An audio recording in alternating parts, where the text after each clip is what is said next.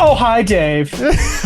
Ian, boom, catching me off guard. Ian, all my caffeine's worn off, so I guess it's okay that you startle me now. Yeah. Okay. I'm Ian. That's Dave. Yeah. Thanks, Jason. Cars. We got lots to talk about. Mm-hmm. Dave, what we went and did the thing that we've been doing kind of a lot of lately. Yeah. Went and drove some rental carts. Mm-hmm. And we went with some friends this time. We did, Ian. We did. We met up with Brian and Jerome from the race team. Yeah. And this was like, I think, the first instance. So Brian, their team that I've been racing with in Lemons, they kind of coalesced around a rallycross scene that's here in Denver, and Jerome was also part of that. And apparently he's been listening to us for a while, and at a party in the last few weeks, Jerome pieced together that I was on Brian's Lemons team. Gotcha. and was like, oh, I listen to those guys. Which is, to my knowledge, the first, like, in the wild, sort of like, secondary person knows us, but they meet someone who listens to the show. Right. Right. Yeah, it was kind of cool. Yeah. And then days later, we went karting with him. First of all, I was very thankful to meet Jerome and have a chance to apologize firsthand. for this, right? Yeah. Second, Ian, this is an interesting shift because you've been Ian for a long time, right? You've been Ian for quite a while, more than you would like to admit. But you've never really at least 30 years. Yeah, at least 30 years. But you've never been the Ian or that Ian. Correct. Yeah. Okay. As far as I know. Yeah. How does it feel to be that Ian? Honestly, no better than Ian, which is already not great. So, yeah. I think my ambivalence towards the success of this show is pretty well documented. As is mine. Yeah. So yeah, but it was neat. It was neat that there's actual like people out there that we don't already know who do listen to the show. It was cool. Yeah. But anyway, Jerome and Brian, like, I think we all had a good time. Yes. Karting. They were both quick, as we knew they were going to be. Mm-hmm. But yeah, it was great. It was a great time. Yeah. Ian, it was karting. Yeah. Right? It's always great. It's always great. And Dave, I have a question for you about it. Yeah. Who was the fastest driver that particular day? Ian, I just happened to be the fastest boy in school that day. You definitely were. Yeah. Consistently. Yeah, I had some good runs. I got the Coca-Cola cart number 3, and me and that cart, we haven't always gotten along. Yeah. It's very very drifty. The rear really likes to come out, but the motor's good, the clutch is good, and the brakes are there. But yeah, that one just seemed to be speaking to me that day. And I dropped two 30.3s. Yeah, a 30.363 and a 30.0 or 30.30 something.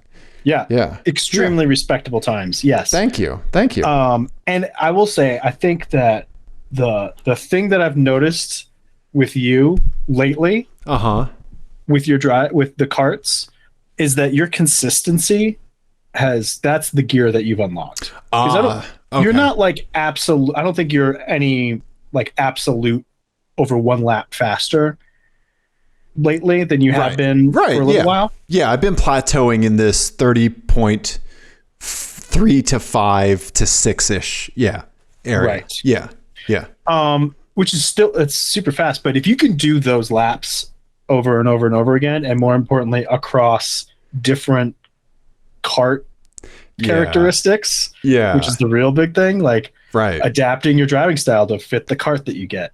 Yeah. to make it work for you. That's the big change that I've noticed, and I wonder if that's a lot to do with autocross. I was just going to say, I think the only kind of like input that could have like influenced that output is autocross. I think that like the like throwing the nugget around is paying off like in other areas of racing. Yeah. So yeah, I've definitely noticed just because I mean, there's been times where you're faster than me in the heat. Like you have one lap that's faster than me in the heat, but I'll still pass you and finish in front of you. Yeah, you'll nip me. Yeah. Right. Uh-huh. Not, but my lap won't be faster, right? You'll just have like one lap that's not so great, and then you'll have like a really great lap. That doesn't happen anymore.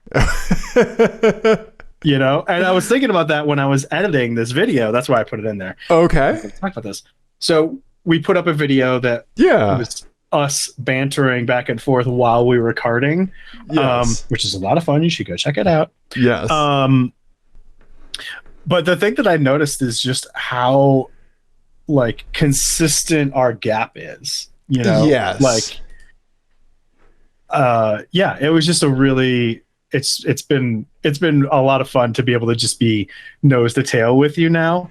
And like slicing through traffic together is like, super fun. Yeah, that is the best. Like you and I slicing and dicing together. Like it's one thing to like, oh, I get through traffic, then like later you get through or whatever. But like when one of us is watching the other one and like we're able to stay with each other through that is karting bliss right there. Yeah, totally agree. It's right. If you're gonna kart with randos and you're not gonna set your best ever time, then this is the next best feeling, you know. Exactly. I think like getting a new PR is like definitely the best rental kart feeling, and then right underneath that is whatever this concoction is that we've come up with. Yeah, no, you're right. Like that like you said, tandem traffic management is it's so fun. Yeah right. Yeah, especially being able to talk to each other the whole time. Oh man. So anyway, if you haven't seen this video, it's basically Dave and I, one heat, slicing and dicing through traffic while we talk to each other, and you can hear us talking to each other. Yes. Which I think is, as far as I can tell, is fairly unique in the world of go-kart videos, helmet cam videos. Right. So we'll see. I think so. I don't know if we're the only 40 people can't be wrong. So. Exactly. Yeah. No, it's such a good time. Like the radios just unlock it, and then just being able to have this to go back to is so fun. Yeah, definitely. You know, yeah. I love how you can just predict rando behavior. You're so good at that. Like early in the video, you're like, I'm going to get this guy right here because he's going to do this, and thank you. And like, we know where people typically go wrong. We know where like the people that have been there, like sizing up like the aggro drivers where they're going to overdrive, and like, the noobs and stuff like that, like I think I still make mistakes in interpreting their stuff. I think like you just beautiful mind that stuff like right in front of you. I don't always get it right, and that's why I end up hitting people sometimes. Right. Because rando is more erratic. Right. And so like there's certain things that like a lot of people do, especially if they're like medium fast. Yes. If they're like 2 seconds a lap slower than us. Yeah. I remember where I made up those 2 seconds, right? And you do too. You remember where you made it. And I think it's fairly common. So you can kind of pick out where people are going to make their mistakes. And there's a few spots on the track where you can really take it to your advantage. Yeah. And indoor karting place, you have to take whatever spots you get. Like you're right. Yeah. Because otherwise you're stuck. There's a lot of places where you catch a kart and you ruin 2 laps. Yes. Yep. Which is frustrating. So right. You got to be on it. Yeah. Yeah. I also like that we met Alternative Universe U. Like we had an interaction with the Alternative Universe U. Yeah. I forgot about that. Yes. So I I'm so angry with myself that I didn't, because I had stickers with me and I didn't run up and grab them before he left.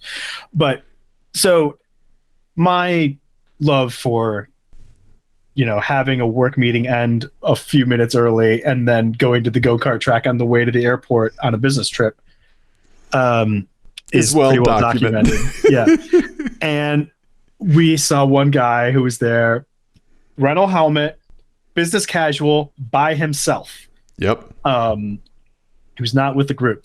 And, he was pretty quick. Uh-huh. And then we got done and we overheard him talking to the staff and saying that he races in North Carolina normally.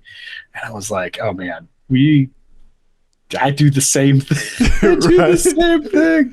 Yep. And I thought I was going to have a chance to grab him and give him a sticker, but I did not. Yeah. Yeah, it was like that Spider-Man meme, like you. Yeah. Uh-huh. Hey, it's me. Yeah. Hey, it's me.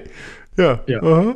Yeah. Well, it was funny too because I was definitely like kind of making fun of him a little bit, and then you pointed out like, isn't that exactly what you do? And I was like, oh yeah. Yeah. You just look way more cooler doing it, Ian. I doubt that. I doubt that very much. As the owner of several golf shirts, I can tell you. Yeah. No, karting, man. Yeah. I think that, like you mentioned, we're doing it a little bit more often. And I think, we held off, when the COVID situation was much worse. Yes. Right. And I think that we're kind of working back to finding our kind of comfort with like the crowds and stuff like that, like managing that stuff, obviously, staying vaxxed up and stuff like that. Yeah. My big thing is that my 4-year-old is now. Yeah. Right. Which is like huge. Right. Yeah. So that's great. So like, I think we're making up for lost time, to be honest with you. Definitely. Yeah. So, we're going to the kart track a little bit more. Also, like, shit's never been more stressful. So we got to blow off a little bit of steam, Yeah. Yeah. Because I say that every like 3 months. Yeah. Yeah. Well, have you seen, quarterly report?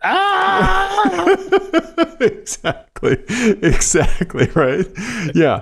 But like, I think you can tell from the video that like, we're obviously only able to focus on the task at hand. Right. Like, we're not thinking about other things when you watch this video. Like, there's nothing else, right? It does what it says on the box in this video, right? Yeah. And I think that that's a good kind of example of just how clutch and like mental health helpful this is for us, Mm-hmm. Yeah. So, for sure. Yeah. So thank you for continuing to kart with me. Yeah. And like I said, I've learned so much from you. Like, it's so great seeing you just like morph into whatever cart you pick up. And like and folks, last time I knew Ian had the worst cart because he could only pull like 35s on it or 33s. Like 34s and 33s. Oh, that's like, you might as well have like wheels made of stone and like chicken instead of an engine. Like, yeah, like 3.5 seconds over the course of a 30-second lap is, I mean, that's a lot. Yeah. And I'm like, I'm pretty consistent. And you can wring stuff out of a bad-ish cart. Yeah, if it's just like a different balance or whatever, or bad tires or whatever, I can make it work. Mm-hmm. But it was horrendous. It was real bad. And I turned it, I drove it back into the pits, and they very nicely like gave us extra laps because I did that. Yeah. Which was awesome of them. Yeah, so, for sure. Yeah, it was good. Yeah. And then I got right back out and got back down there into the low 30s. So I think they realized quickly that it was yeah. That's I love it, man. Yeah. So yes, karting. We did the karting. Continue to do the karting. Yes. All right, Dave. Yeah. So we're going to talk about a bring a trailer thing. Close your ears, Donnie. Yeah. Yep. Yep. There was, and I haven't seen what it's at since it went up. It sold Oh, it did sold. Yeah, So it did sold. It did. Jesus Christ. Do you want to guess for how much? Let's see. It was a 5-door. Yep, Yellow 2000. 2000. 2000. Yep. So the Saab Viggen. Yes. Yep. So it was the 5-door, so a little less desirable, maybe. Mm-hmm. Cool color though. I like that color on the Saab. Yeah. It wasn't super high mileage either, but the listing was a little vague. Which we're going to talk about. I'm going to say it went for $12,000. Well, I think you will be interested to know it only sold for $9,600. Oh, I have a feeling that like I was trying to put a little bring a trailer inflation in there. Right. Yeah, their standard zhuzh that they add to it. Mm-hmm. I mean, to be honest with you, these jack point covers are probably worth, $150 a piece, and there's 4 of them. Right. Those things have just vanished from the I didn't even notice that his front valence was cracked or whatever. Yep. I was so busy worrying about the rust. I didn't even notice that was cracked. Yep. So speaking of rust, Ian. Yes. I want to talk about the situation with the rear strut towers on these Saabs because it's very interesting. Okay. So the front strut tower is super easy to see. Mm-hmm. Yeah. They're in the engine bay. Right. Yeah. The rears, on the other hand, are in the hatch, but there is this they're behind the carpet in the hatch, right?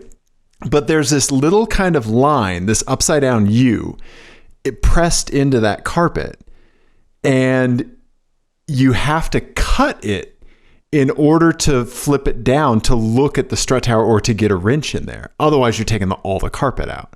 Right. So at that point, before you cut the carpet, you have both completely rusted out strut towers and perfect rust towers. It is Schrodinger's strut towers. Yes. Right? Yeah. Schrodinger's rust, essentially. Yes. Yeah, exactly. Right. Yeah. Whether or not. Yeah. Right. And so when I was looking for the Viggen for another 2-door or 3-door to swap everything over to that was rust free, I found one, and it was not a Viggen, but that's all the same. And the guy had never cut those, and I actually brought a razor with me, and I was like, "Are you okay? Do you consent to me cutting these to check them for rust?"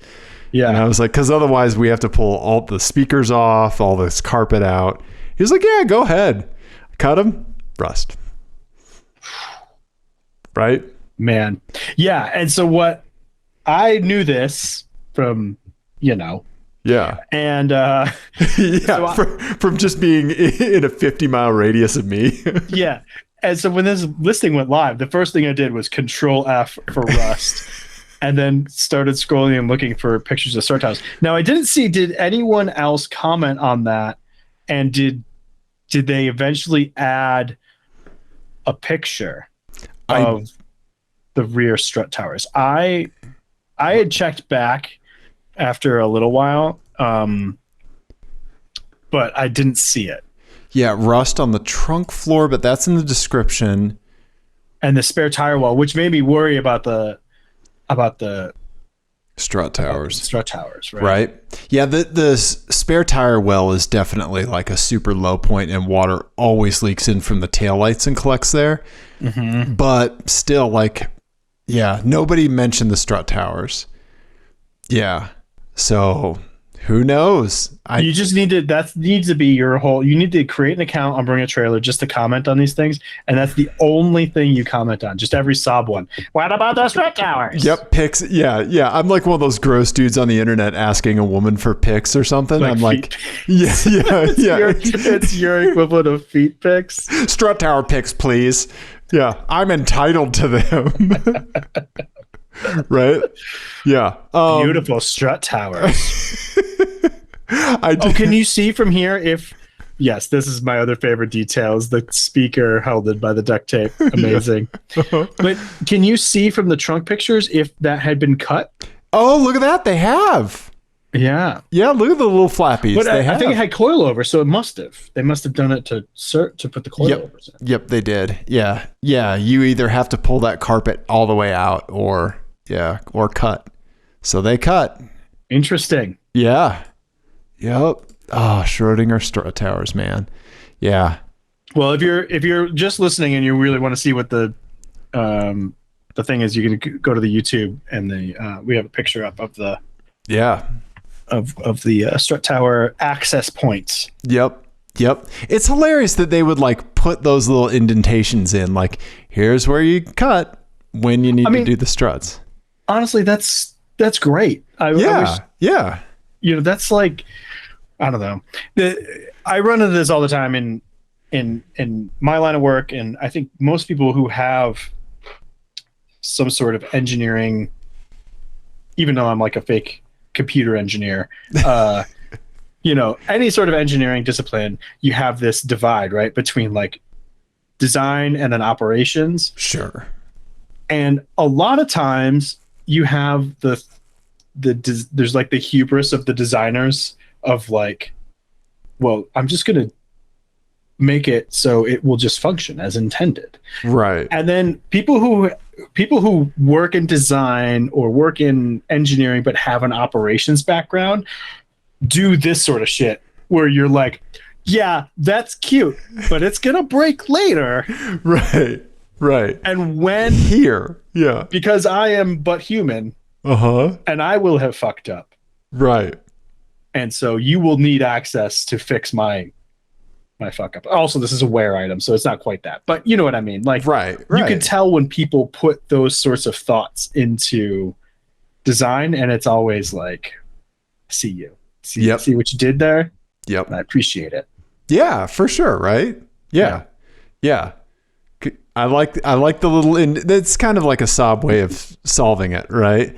Like they didn't add like plastic fasteners or Velcro or anything like that, right? Because they could have made like little, you know, plastic panels or something. Like they're like, no, we're just pressing this in. They're gonna get to this like 2 or 3 times over the life of the vehicle. Yeah, just put this indentation in. Yeah. And also they knew that if they had done the plastic things, it definitely would have fucking rattled. Oh yeah, you know it. You know those clips would have fallen down inside. Yeah. Yes. Oh God. Terrible. Yeah. Yep. Yeah. No. So well, this is still a really cool car, and I'm glad somebody bought it. Yeah, for sure. Semi-reasonable money. Yeah, I would say that's not too insane for a decent Vigan. Although I would like to see an uncracked front bumper. That's pretty harsh. Yeah. But yeah. But that's near the ceiling of Vigans, right? Like 10 grand is kind of like. Yeah. I could see myself like eventually paying like 12 for like a crazy clean Vigan. Like the nicest one. Yeah. Like the one I had, but you know, no rust whatsoever. You pick it up and you drive it to Pebble Beach. Yes. Yeah. Which would never happen, but yeah. I think eventually, probably. I don't know. Yeah, I don't know. Imagine a rust-free one another 10 years from now. True, but it's going to go for a crazy amount of money. Yeah. I don't know, like with rust stuff, like I can be a little pessimistic. I like maybe it was from hanging out with like EMTs when I was doing that mobile stroke treatment unit project where like I heard them say like, well, all bleeding stops eventually. Shit, you guys are dark. I'm like, everything's going to rust eventually. Yeah. What you need to do is every time you buy something from like Amazon or whatever, and it comes with like the little like do not eat silica packets, you just need to stockpile those, right? And then just when you find a really nice Saab, you just cover the entire surface of the car in those. Yes. Yeah, I make like a ball pit of silica gel. Yes. Yep. Yeah. Yep. Just drop the car in it. Yeah. Yeah, that's my garage. Yeah. Yeah, just suspend it upside down in it. Yeah. Side note, like having that, I just imagine like my mind went to me like driving out of the garage and like silica packets like flying off as I was driving away. I don't think I mentioned on the show the prank that I pulled on PETA. I don't know. So PETA kept his M3 at my house for a little bit because there's an exhaust shop nearby. Right. Yes. Yeah. He lives up in the mountains. So I went and picked it up so it wouldn't have to sit at the exhaust shop, put it in the garage here. Right. Well, Pappy went on Amazon. And let me tell you what I bought. Mini ducks. Let's see here. Yeah. So I bought a pack of 150 little plastic ducks on Amazon. Amazing. Like the little mini rubber ducks, right? Yes. And I hid them all over his M3. Is he still finding them? He found the one in the sun visor on the driver's side when we were going to autocross last time. Mm-hmm. And then he reached over and pulled down the passenger side. And this is like a month after I did this. He pulled down the passenger side visor and 2 fell out. He was having a bummer kind of day and like stopped to get gas in the M3, opened the gas cap, and there was one stuck there. I lined them all up across all of the like the whole way across the rear strut tower brace and the trunk. I had them all like lined up, and yeah, so. And the coin holder, like I didn't put any under hood because the last thing I wanted was one of those sucked into an intake or something. Right, just like melts. Yeah, right. Yeah, but I hit 150 rubber ducks in PETA's BMW, and that's fantastic.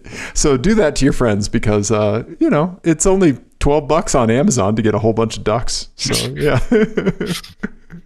yeah. Okay. Anyway, yeah. Okay. All right. Well, what else do you want to talk about, Ian? Dave, I want to talk about subscriptions. Oh, okay. All right. This is something that's been going on for a few weeks and we haven't addressed it yet on the show. And I think some other people have talked about it. So if anyone doesn't know, there's been a couple news stories. Oh, yeah. Going around lately about car makers moving to subscription models for like features on the car. So the big one that kind of kicked this all off was BMW and their fucking heated seats, saying like heated seats will cost you like $12 a month or whatever. It's going to be a subscription model. Yeah. Whatever. So a lot of people have said a bunch of stuff about this. People got very upset about it. But I wanted to talk about one other thing with this. So first of all, this article in the Drive is great. It talks about BMW's response to the whole debacle, and you should definitely go read that on the Drive. It's by Peter Holdreth, and basically they were saying like if you buy a car with heated seats, it's going to have heated seats. However, if you want to turn something on later, then you can then pay extra money per month to turn that feature on. Is what their stance is going to be. Okay. GM is also in the news because they're going to have OnStar be a mandatory subscription. Oh, you have to license that when you buy a car, and it's going to be an extra add-on cost where it used to be just kind of come with the car. Yeah. So I think there's a couple of things here. First of all, the automakers is not the only place. Obviously, it's not the only industry that is moving to this sort of thing. And I think, eventually there's going to be a huge backlash against this. Right. Because it stems from the way that companies are financed now. Their investors are all investment capital places and private equity, and they are very concerned with quarter to quarter. Mm-hmm. Are we seeing revenue?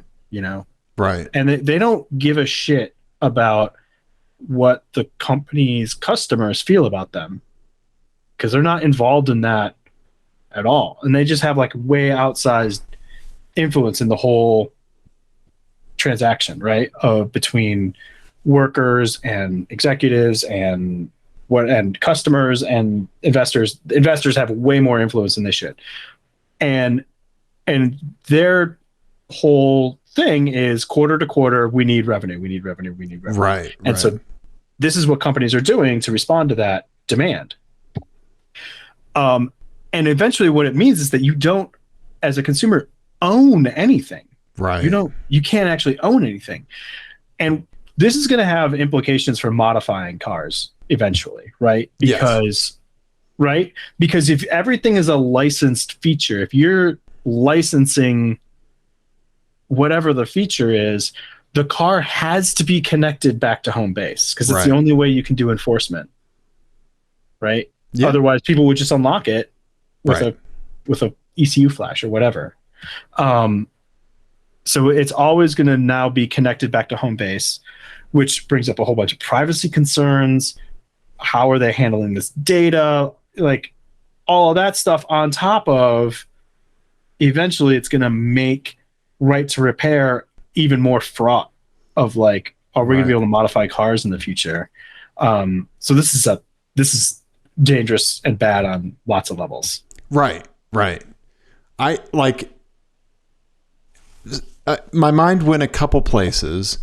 One of them is absolutely at that enthusiast thing. And I think that a good kind of example of like the canary in the coal mine is how many cars have you been in, or how many cars have you crossed paths with that have expired Sirius XM subscriptions? Right.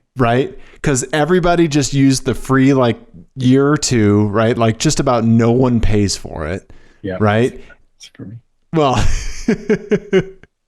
you do, right? Mm-hmm. But like, how many cars have you gotten in that have had expired subscriptions, right? Tons. Yeah. Right. So like that one little thing, like being subscription based, like, and seeing kind of the impacts of that. Now you have a button on your radio that doesn't do anything, right? Now you have to like find music other ways, right?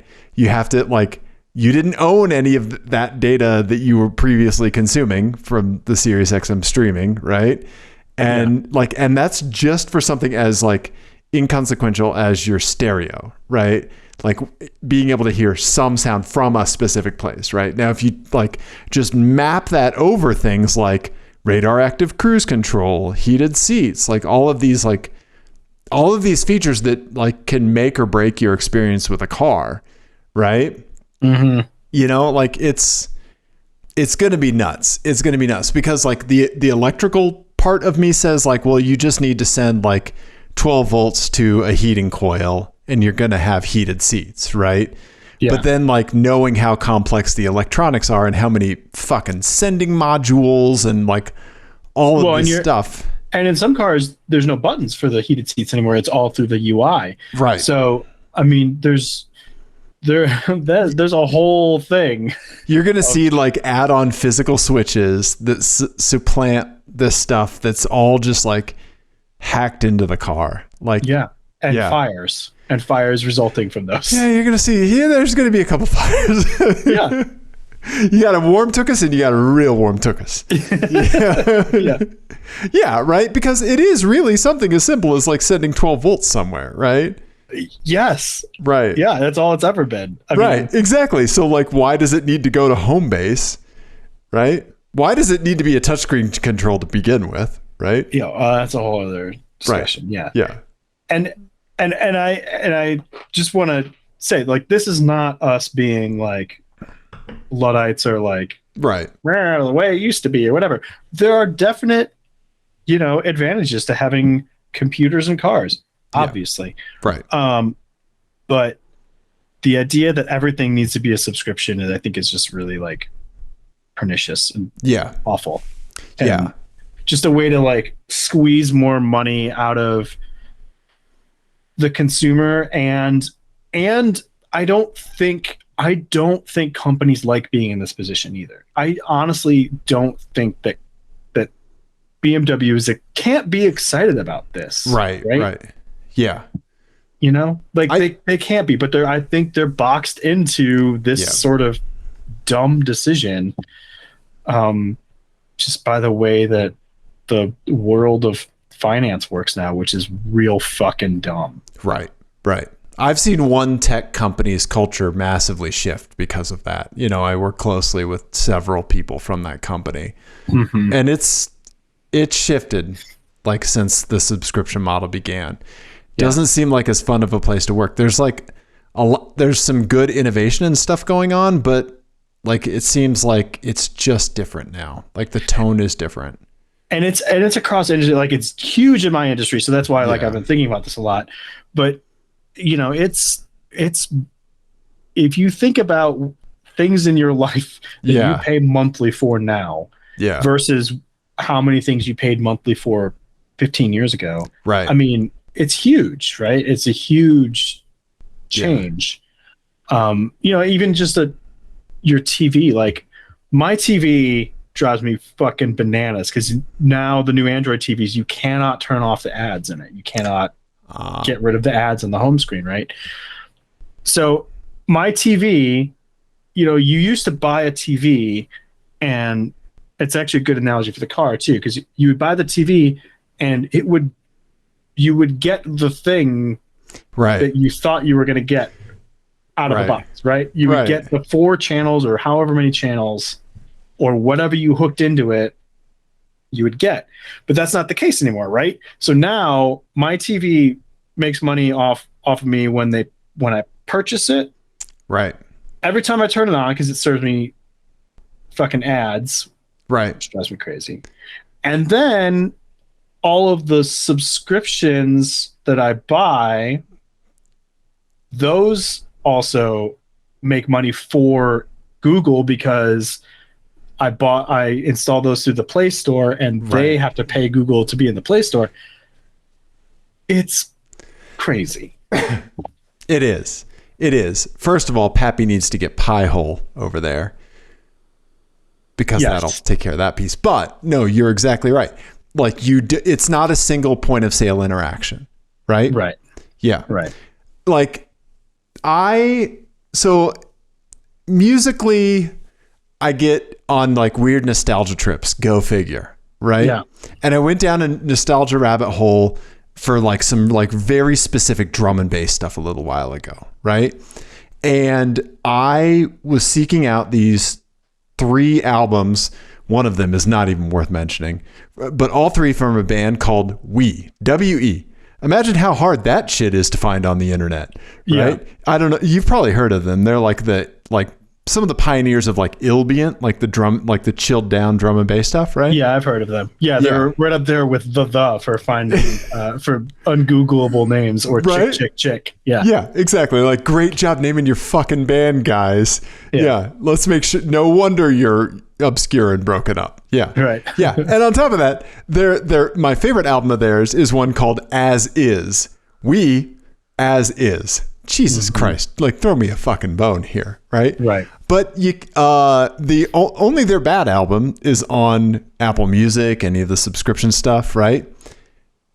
Ginger over here dug out his CDs, still had them, ripped them on. I had to find an external USB drive, CD-ROM, and plug it in and rip it into iTunes or Apple, Music now is just what it's called on the Mac.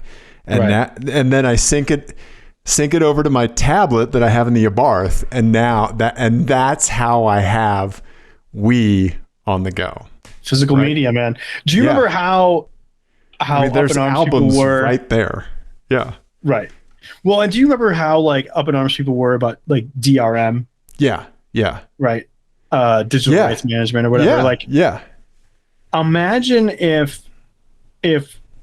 if somebody had said then, right, when the DRM thing was like really like big, like in the late 90s, early 2000s, that eventually you would get to the point where not only would you have encryption on the files that you ostensibly own, but that you would then need to authenticate those licenses with the company that you bought it from every time every time. Right? Yeah. That's Right? Imagine hearing that 20 years ago. Yeah. And how fuck that it would have been. Frank Zappa would have been in front of Congress again. Like, Right? Yeah. Smash cut to like me powering up a Game Boy, like, so I can play Tetris. Like, Yeah. Right? Yeah. Yeah. No. Anyway, have we yelled at clouds enough?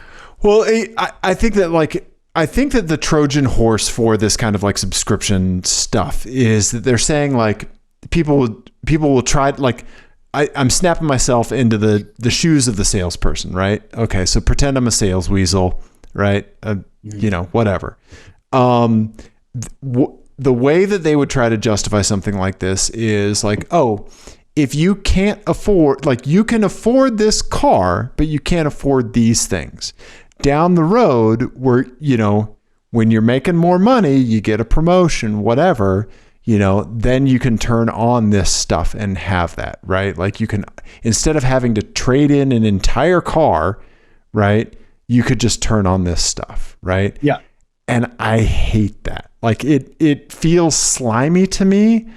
Like, I don't know. I have a visceral reaction to that kind of thing because it's almost like, okay, therapy session. I think it hooks into like the Christianity prosperity gospel stuff, right? Like, you send us money, like you're going to get rich, like that kind of thing, right? Like, you do a thing, future prosperity down the road. I think like that stuff, right? Like, just from growing up in a somewhat fundamental Christian environment like that, hits me. But like, I don't know, like, that's how they're going to try to sell, like, or to make this kind of stuff okay. And it feels dirty to me. I don't like it. Well, and I mean, you're still paying. Yeah. You are paying for those heated seats, right? Like, they're built into the cost of the car. Yes. They're not when they're making these calculations, they're not subtracting out the revenue, right, from the person who ordered it. Like, it's all baked in. Like you said, it's baked into the cost of the car already. Yeah. Not only the fact that if this expands to lots of other features, you know what?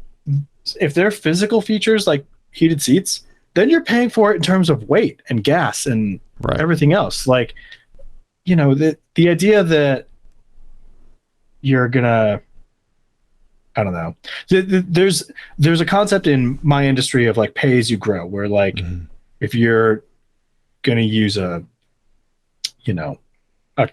computer device of some sort, and you can pay for capacity. Right? Yes. And so like that's a fundamentally sort of different thing because it's units of the same thing.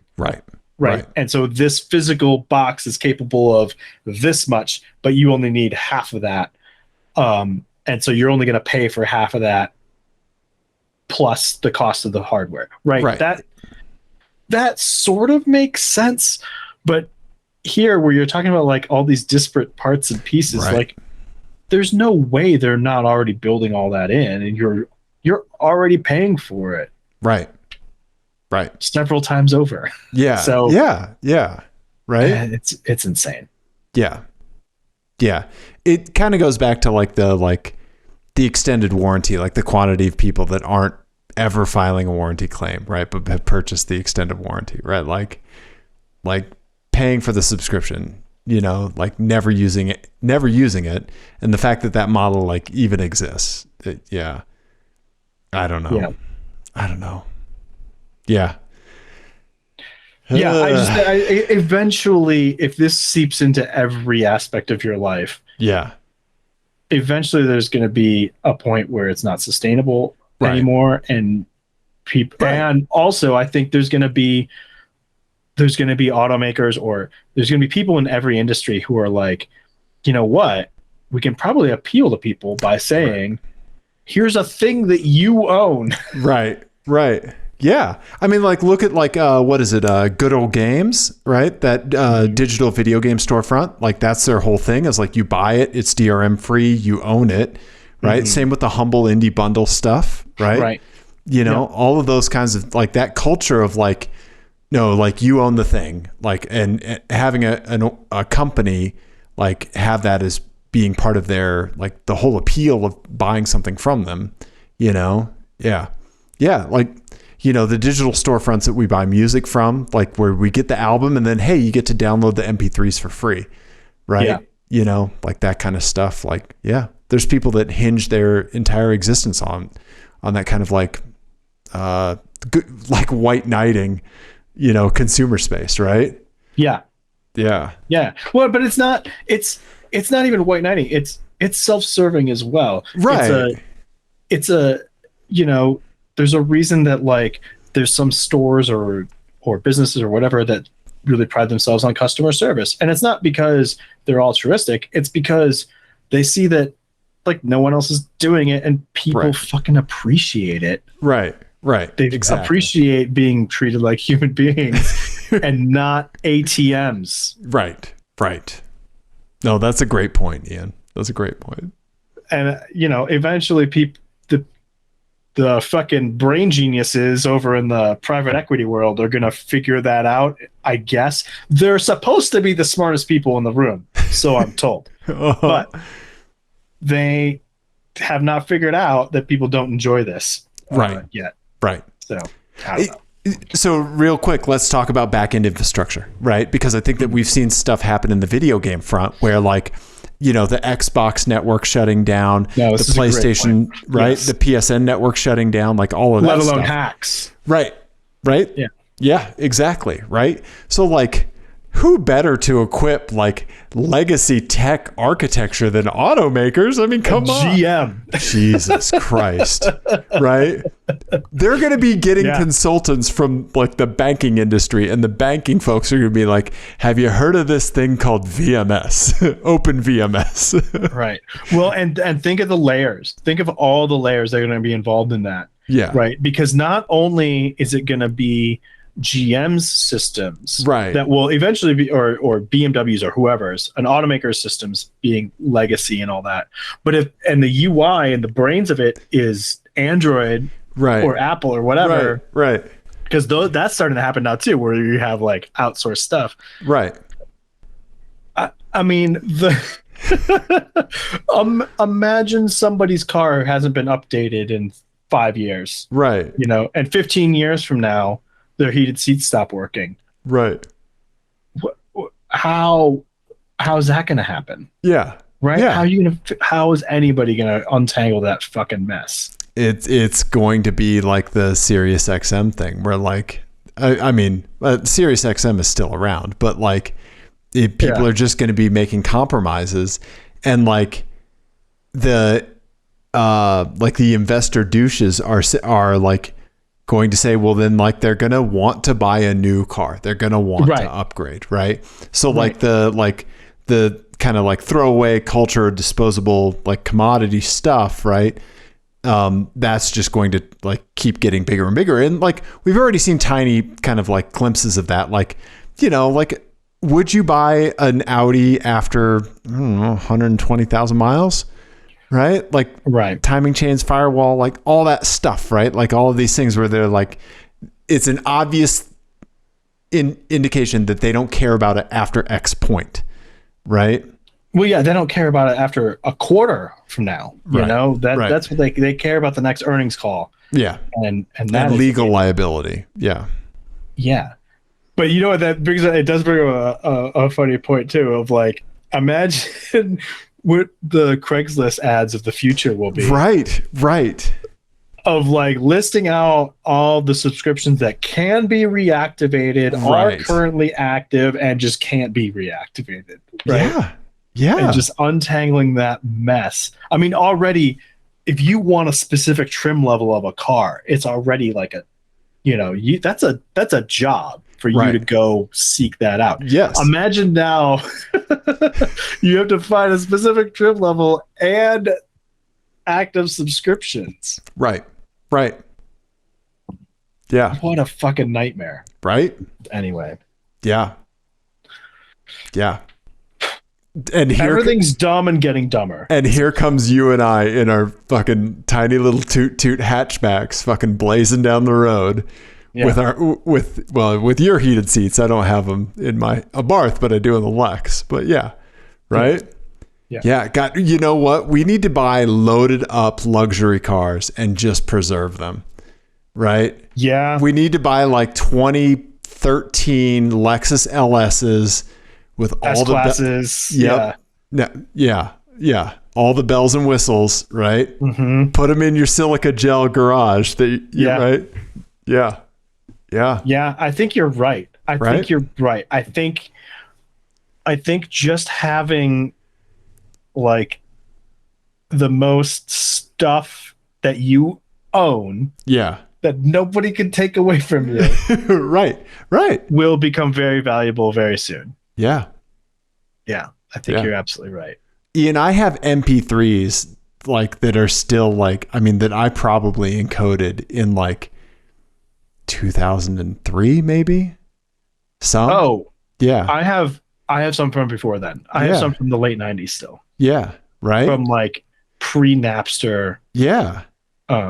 Sort of stuff. Right. That I downloaded off of like Radiohead message boards. Sweet. In the late 90s. Yes. I've got for like an hour a song. Yeah.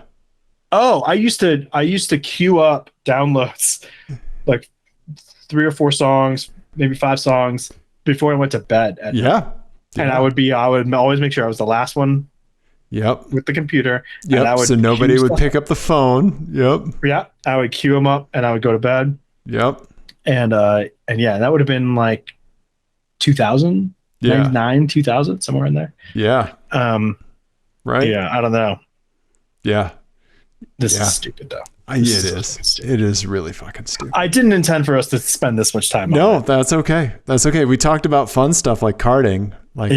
Then we talked about that. What do you want to talk about next?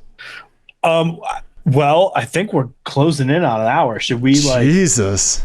Should we do a license plate game or two and call it? What do you think? Let me tell you a little funny story about my Abarth real quick. Yes. I do want. Yes. Okay. Yes. All right. So two little things. So I got a notification. Speaking of subscriptions, right? Got a little notification that, or it didn't, just on my normal searches of U-Pullets, got a notification that there was a Fiat 500 Abarth 2013 at the Aurora U-Pull and Pay, right? Mm-hmm. Okay. Yeah. I sent it to you and you had one of the funniest fucking comments I've ever heard. You said, do you remember? I don't. You said, is it possible you could put a retainer on a car? Like every month they send you a part, like a subscription box. Yeah, Jenny got me for Christmas. She got me a bread subscription. So every month I get a different pastry and a different loaf of bread. And I think that a similar model for enthusiast cars and junkyards is a good idea. I could get Dave a Abarth of the Month Club, and it would just be a random part would show up at his house. Just a multi-air brick, just an oily box, one caliper. Right.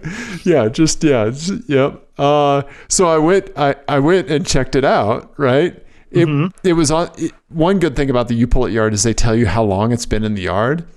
Okay. I went yesterday, so it's only been in the yard 7 days. This is obviously collision damage. All the airbags had deployed.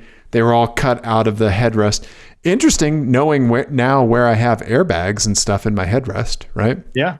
But I would like to show you the and thank you, Andrea, because I texted or DM'd Andrea like, what parts should I get, right? Mm-hmm. And so like the plan was hatched for front axles, because those are hard to come by. Obviously scoping for any upgraded parts, multi-air brick, but I already have one of those. Stuff like that, right? Maybe a steering wheel in case mine gets gummy. Yeah. Right. And then like check the condition of like the driver's side, because you can tell the passenger side on this is completely torn up. And here is what I found, Ian. This was it had already been just decimated, huh? Yeah, like a swarm of locusts had come over the car. It had the non-Abarth steering wheel. So I don't. Oh. Yeah, so it didn't have that. It only had one seat, the passenger seat. My seats are fine, and they're the ones you want. Yeah. Yeah, it did not have a driver's door. It didn't have like any. I think in this picture you can still see like that the turbo is hanging there. Yeah. Yeah, That was gone by the time you got there. oh God, yeah. That's amazing. The driver's side axle was gone. The only thing was a passenger side axle. I was like, it's not worth, not worth it. I was on the way to a doctor's appointment nearby, so yeah. So I was a little rushed, but yeah, it was more of a fact-finding mission than anything else. Did you get anything at all? Nothing. Wow. The Abarth emblems were pried off of the rear 3/4 panels. Wow. The hatch was completely gone. Wow. Yeah. Well, good work, Fiat 500 community. Apparently, they're on top of it. Yeah. This is like in Who Framed Roger Rabbit when they put the cartoon into the dip stuff. Yeah. Right. Yeah. So, another quick thing about the Abarth. I was driving it a bunch, and I got a warning light on the dash while I was on E470. Right? So I'm doing 85 miles an hour, right? The top of what I'd like to do in the Abarth. Mm-hmm. And little warning light comes on. It's the triangle warning light, right? With the little exclamation point in it. Yeah. Okay, here, let me... Did you have a speed warning set and didn't know about it? No, I didn't, but that's really funny. I didn't think about that. But it is here. Let me show you the warning light and what it is. Ian, it's this guy right here, number 8, the Ocho. Okay, let's go down here and look at number 8. All right. Here you helpful. Fiat 500 generic warning light. Like you have a Fiat. If it's Italian, they could just be like, you haven't sexually harassed anybody in 10 minutes. Right? Yeah. So I stopped to get some Indian food. While I'm waiting for it, I'm furiously Googling, right? It turns out that what you have to do is you have to turn the car off, then turn it back on. And when you turn it back on, it will show you the warning that caused that. Oh. It'll read. And did it tell you? Oil change interval light. Oh. So it thought like from when it had no battery for so long before I got it, that now it thinks it needs its oil change. It doesn't know it's had its oil change like 7 times since then. Right. So you know how you turn it off? Turn the key to the on position, not start the engine. Turn the key to the on position. Pump the gas pedal all the way to the floor 3 times. Turn the car off. The next time you turn the car on, that light will be reset. I love it. Love it. Right? That's amazing. Yeah. So there you go. I got it just like I'm driving and like warning light comes on. And so like I've already connected the OBD2 thing. I'm pulling codes. Like there's no codes. I'm freaking out. And meanwhile, like the warning light's like, I guess it's a warning. Yeah. I guess. That's like with the R32, it plays the same sound to let you know that you have no coolant, the alternator's broken, or it's 39 degrees outside. Yes. Yes. Right. It's the same sound for everything. And so every time anything happens, you're just like, oh God. And it's never anything. It turns out it's just chilly outside. Yeah, it's a little chilly. Right. Did you bring a jacket? Is basically what it's saying. Right. Yeah. But basically, like every time you left the house, you got a foghorn. Yeah. Yeah. And it's like a really angry beep. Yeah. But that's hilarious. Yep. There you go. Generic warning light. Yep. Very nice. Yeah. Yep. Dave, I think we should end with one license plate game. Absolutely. Do you want mine or do you have one? What do you want? I don't have one for you, so this is going to be let's Ian. Do it. Yeah. Let's do it. All right. Okay, I'm ready to bring this image in. You want to give me any preface? These are all cars made by Toyota. Okay. That's the only kind of commonality. But they all, I don't know, they felt right. Okay. I noticed the Toyota thing afterwards. Oh, okay. Okay. Yeah. Here we go. Okay. Up top, I'm going to guess that's an NX 250 300, the little NX crossover. In their gray. We've got probably an ES. Yep. Kicking around here, the 350. Yep. And then we have a Camry. So we've got 2 Lexi and a Camry. Okay. Yes. All right. And for plates, white Camry. We have one Honey, Honnie. Oh, okay. And then the second one, Create You. Yeah. Create You. Oh boy. CRE, the number 8, and then the letter U. And then lastly, Twistor. TWISTOR. Twistor. Twistor. But not Twister. Twistor. Twistor. Yeah. You got. What are you thinking? What do we got? I'm going Twistor with the Camry. You got any zoomy zooms? You're gonna do any? We have some heavy tint on the Camry. Heavy tint. It's the XSE, right, with the black trim package. Right, like the nicest Camry you can get. Yes. All-wheel drive. I don't know. That sounds Twistor to me for some reason. Okay. I'm going to say one Honey sounds like a Lexus NX. Okay. Just one Honey.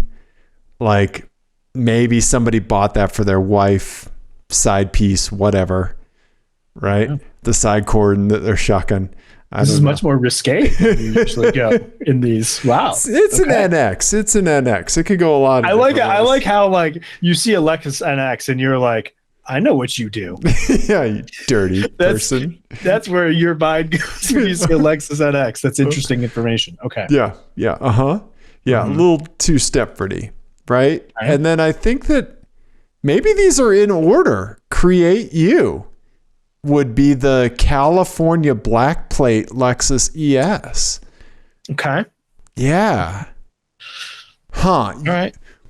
Okay. I may regret this, but I think I want to change my answer. Okay. Here's what we're doing. One Honey. Did you zoom in on all of them? Yeah. Okay. Yeah.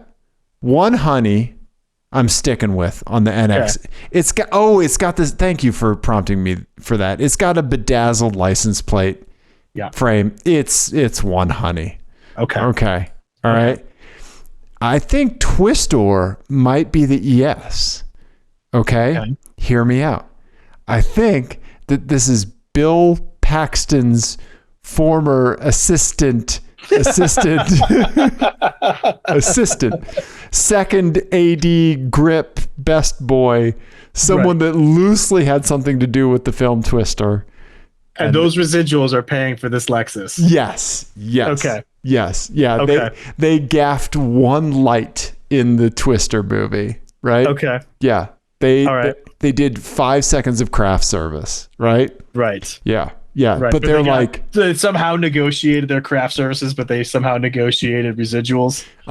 Exactly. Okay. Right. Yeah.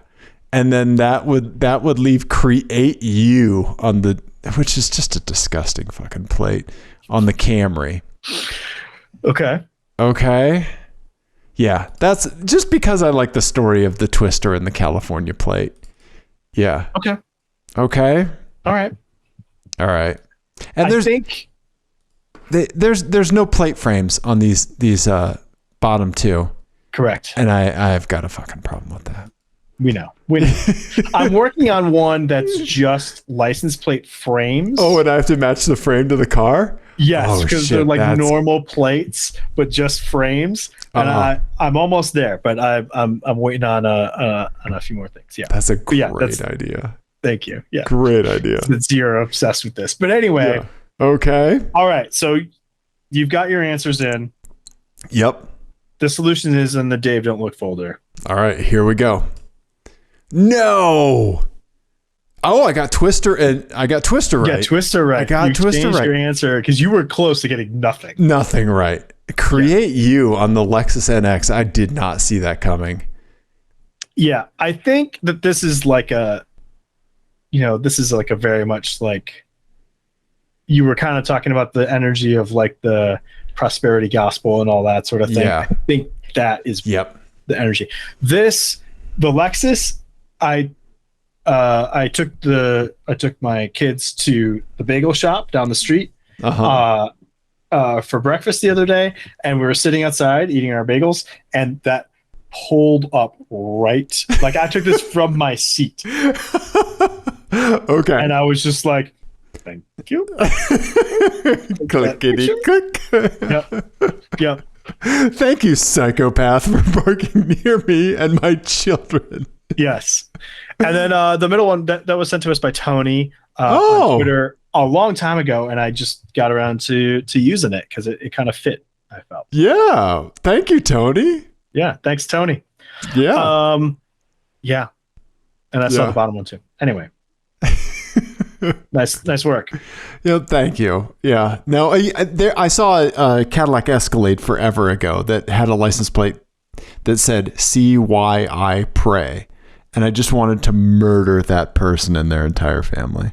Yeah. Right? Like, okay, you got a fucking Escalade. Like, don't like, yeah, Yeah. yeah. All the bully for you, sir. Yeah, exactly. Right? Yeah. Yeah. Anyway. Yes. Wow. We kind of went long. We did go long. We went long and deep on the subscription thing. Well, it was normally a good conversation. Cost you extra. By the way, everybody, we're month. moving to a subscription model where you're going to have to pay per episode. Did we mention that? Yeah, what are they going to have to pay us in? Just paint chips for my car. Yeah, that's right. They're going to have to cash in their fungible tokens. Yeah. Yep. Either that or you send us a plate, you get that week's episode. Yeah. We need to paper mache my car with fungible tokens. Yes. Dave, if people enjoyed whatever this was, yeah, what should they do? Send us vanity plates 720-515-1391 or apexadjacent@gmail.com. Slide them into the DMs on Instagram and Twitter if you want Ian to get them. Yeah, or just say hi. Yeah. Stop by, say hi. Yeah, give us a toot beep beep. We're all big boys, right? Yeah. I'll give you a heartfelt thumbs up emoji if you just drop in to say hi. You'll probably get a paragraph and a few exclamation points from me. But no, yeah, it's true. It's true. Yeah, we sometimes we'll like sign our DMs because we have this joint account or whatever. But really, you can tell who's behind it. If it's a terse reply, that's me. Yeah. Yeah, if it starts with "Hey!" 4 exclamation points. Yeah. Coming from your boy. Yeah. If you have to scroll at all to get the whole message, that's Dave. If there are feelings mentioned. Yeah. Well, speaking of feelings, I feel like this went well. Yeah. I feel like it went well. And I feel like we did a car show. And I love you. We love you. Goodbye.